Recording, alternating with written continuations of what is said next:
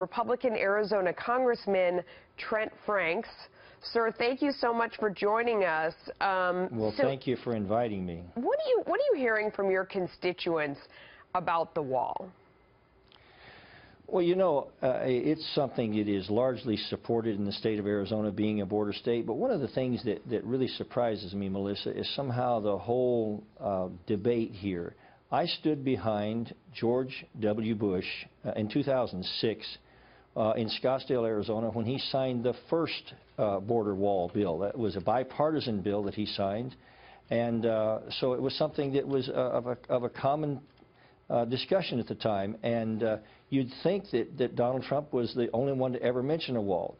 The wall that there has been, a partial wall there in the Yuma area, has been extremely effective. It hasn't created all the problems that everyone said that it would.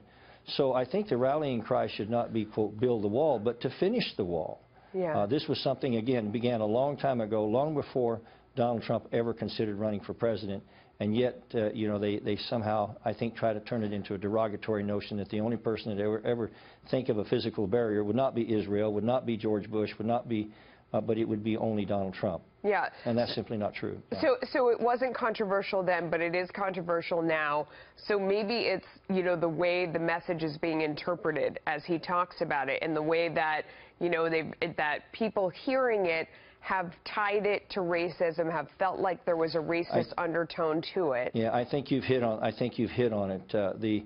The strategy of the left in recent years, especially, it's always been that way, but especially, you know, Barack Obama played the race card as his first card every time, and now they try to the left tries to paint conservatives broadly with the brush of racial prejudice, and it's really sad because the Republican Party was born out of a commitment to try to bring a protection to people that the Democrat Party said weren't even human.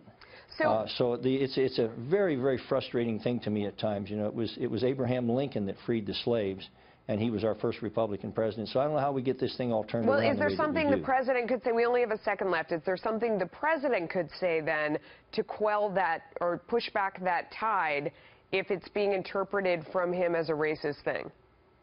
Well, I think he should always try to come out clearly and do that. He has, but the only way sometimes to overcome that is just to emphasize it to an overwhelming degree, to remind people that we still hold truths to be self-evident, that we're all created, and that's what makes us equal. Okay. Congressman, thanks for coming on. We appreciate your time. And thank you, Melissa.